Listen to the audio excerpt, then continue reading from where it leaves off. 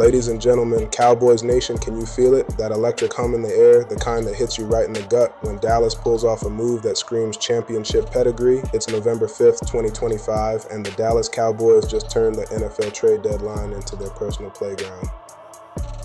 What if I told you that a shutdown cornerback, fresh off the mend and ready to lock down receivers like it's the Super Bowl, is shopping his talents everywhere but Dallas? Buckle up, folks. We're diving deep into the latest whirlwind swirling around America's team. I'm your host, the voice that's bled blue since the days of Roger Staubach's Hail Mary magic, and tonight, we're unpacking why the Cowboys might be playing the long game while the NFC East heats up without them. Let's start with the buzz that's got the whole league talking. On Tuesday, the Cowboys front office didn't just dip their toes in the trade waters, they cannonballed right in.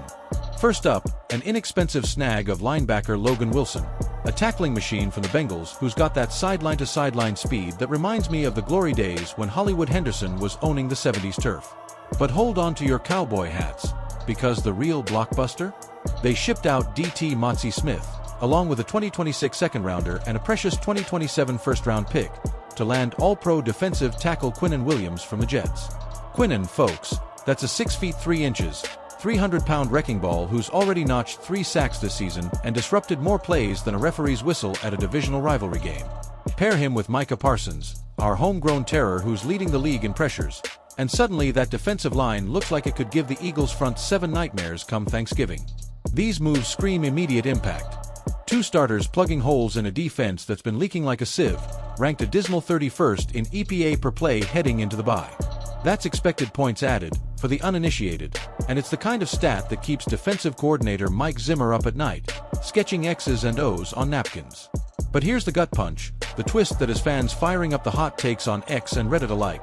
NFL insider Jeremy Fowler drops this bombshell that free agent cornerback Asanti Samuel Jr. is back in the game after a brutal spinal fusion surgery sidelined him earlier this year. Asanti, the son of the legendary Asanti Samuel who snagged 2 Super Bowl rings with the Pats and Eagles, he's got that pedigree, that twitchy footwork that turns deep balls into incompletions faster than you can say, interception dance. He was the crown jewel of free agency before the injury, and now, cleared to roll, he's teeing up visits with the Carolina Panthers, Green Bay Packers, Minnesota Vikings, San Francisco 49ers, Chicago Bears, and Pittsburgh Steelers, all before next week's deadline. And guess who's not on the guest list? Your Dallas Cowboys. Ouch. Why the snub? Let's peel back the layers like an onion at a Texas tailgate. It's gonna sting, but it'll make sense. Look, the Cowboys' playoff pulse is fainter than a backup quarterback's arm after a Dak Prescott bomb. Right now, they're staring down a 3-5 record, needing to go 7-1 down the stretch just to sniff 10 wins, the unofficial ticket to the postseason dance. Remember last year? The Seattle Seahawks hit 10 and still watched the playoffs from their couches. FDN's projections peg Dallas at a grim 6.9% chance of sneaking in, and honestly, that's being polite. This team's offense, led by Prescott's cannon arm and CeeDee Lamb's highlight reel routes, has the firepower to light up scoreboards. Dak's already tossed 15 touchdowns, and Lamb's hauling in yards like he's collecting bounties. But that defense, it's been a revolving door, giving up 27 points a game, worse than the Giants' leaky secondary we love to roast in NFC East trash talk. With the bye week here, Jerry Jones and crew aren't rebuilding for a miracle run. They're architecting for 2026 and beyond. Those trades? They're narrative control, pure and simple.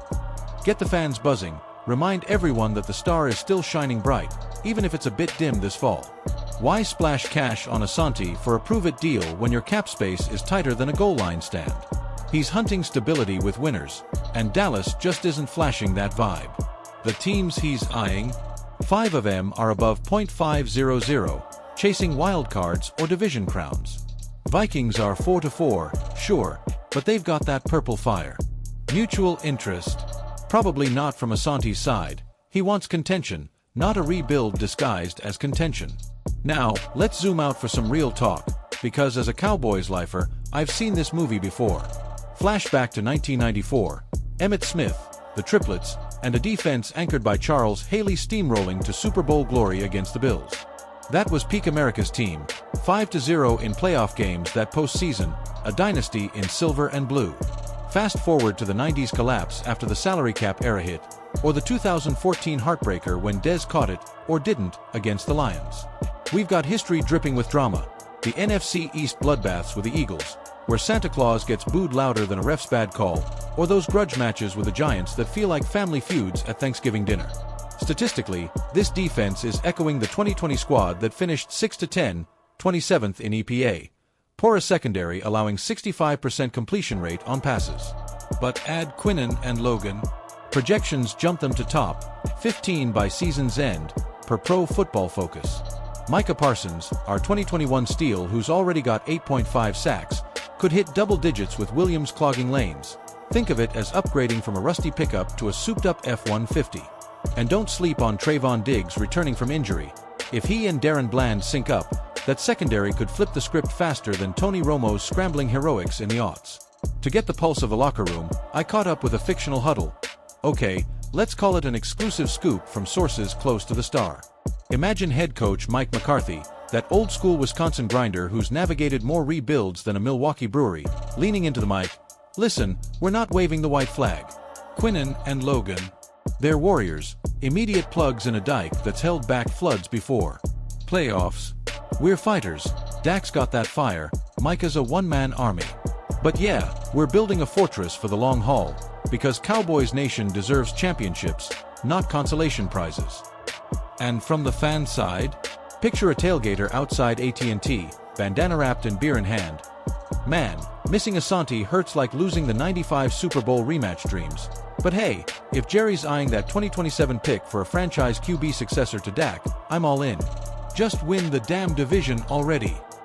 Even Logan Wilson, the new guy, chimes in hypothetically, Dallas? Electric. I'm here to hit, not holiday. Let's turn this bye into a battle cry.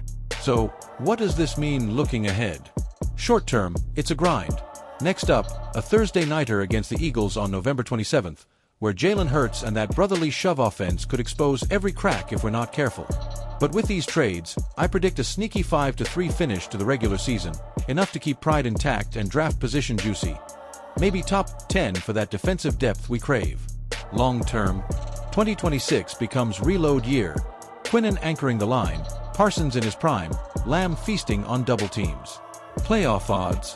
They climb to 40% if ownership stays aggressive.